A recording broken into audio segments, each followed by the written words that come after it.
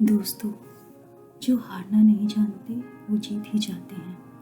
अगर आप भी हार मानने वाले हैं तो ये वीडियो ज़रूर देखें, क्योंकि ऐसा हो सकता है कि आप अल्केमिस्ट किताब के उस टीनेजर की तरह हैं जिसने एक सपना देखा था।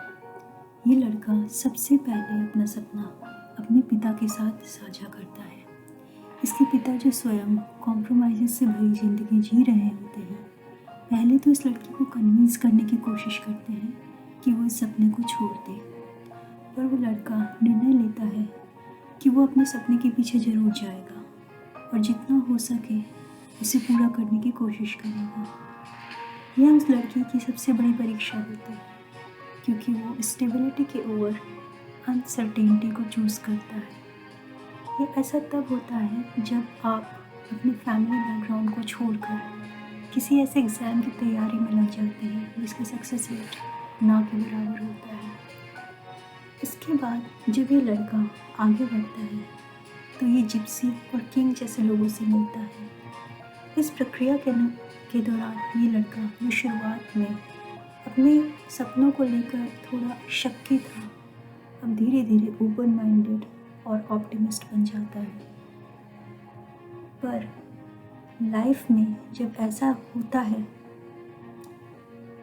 कि ऐसे लोग होते हैं जिन्होंने आपके सपने को दूर से देखा होता है, थर्ड पर्सन के पर्सपेक्टिव से, ये किंग और ये जिप्सी वही लोग होते हैं जो अपने लाइफ एक्सपीरियंसेस के बेसिस पर आपको अपने सपने का फिजिबिलिटी एनालिसिस करवाते हैं।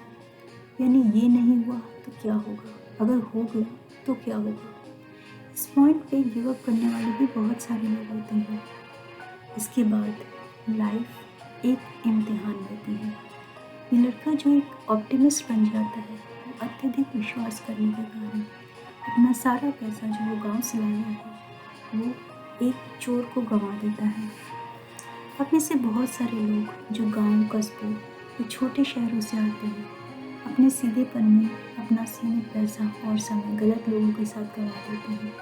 हालांकि ये सबके साथ नहीं होता। वो कहते हैं ना, निखरता वही है जो बिखरता है। ये प्रीलिम्स में फेल होने जैसा है, जिसके बाद आपको शुरुआत वापस शून्य से करनी होती है। इस पॉइंट पे हमारी कहानी का किरदार, जो वह सब कुछ खो चुका है जो वो अपने गांव से लाया था, फिर से शुरुआत करता है। वह एक ग्लास शॉप में काम करने के लिए वॉलंटियर करता है। यहाँ उसकी मुलाकात फिर से अपने पिता समान एक ऐसे व्यक्ति से होती है जो अपने सपने को परसू करने से डरता है। इस व्यक्ति को ऐसा लगता है कि अगर उसका सपना किसी दिन पूरा हो गया तो उसके पास जीने की कोई वजह नहीं होगी। पर कहते हैं ना, कोई भी इंसान हमारे जीवन में किसी वजह से आता है।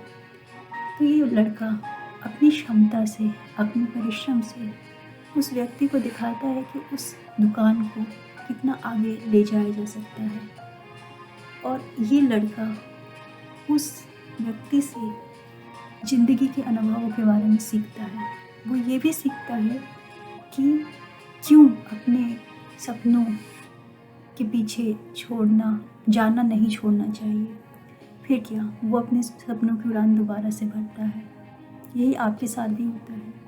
जब आप अपनी पहली हार के बाद फिर से खड़े होकर मेहनत करते हैं तो मन में शक आते हैं, शंकाएँ आती हैं, संभालना मुश्किल होता है और उस लक्ष्य को देखना बहुत मुश्किल होता है। पर आपको पता होता है कि आपको क्या गलतियाँ नहीं करनी है। अब ये लड़का अपनी यात्रा की ओर फिर से चल देता है। अब वैसा ही होता है जैसा होना चाहिए, क्योंकि ये लड़का भाग्य पे ज़्यादा विश्वास नहीं करता, खुद पर विश्वास करता है।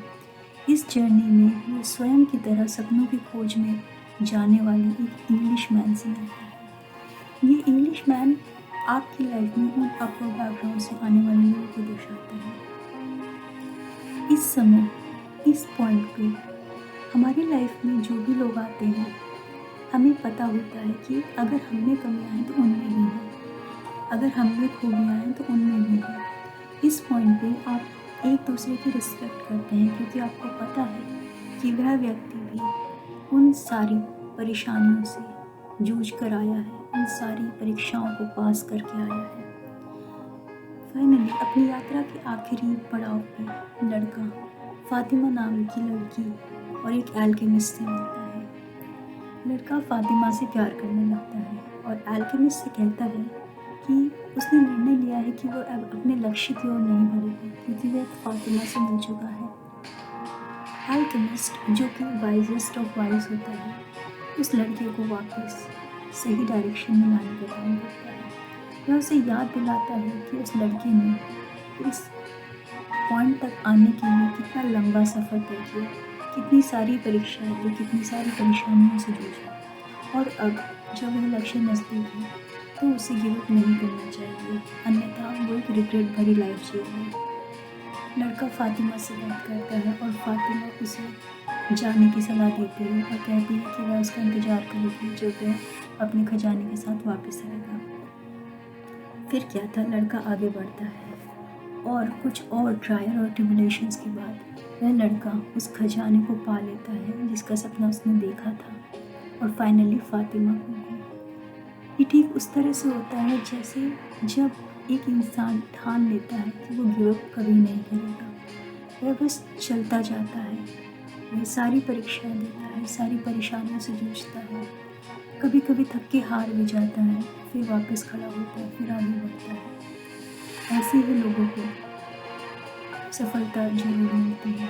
कहते हैं ना कि अगर आप किसी चीज़ को शिद्दत से चाहें तो पूरी कायनात आपको उससे मिलाने लग जाती है।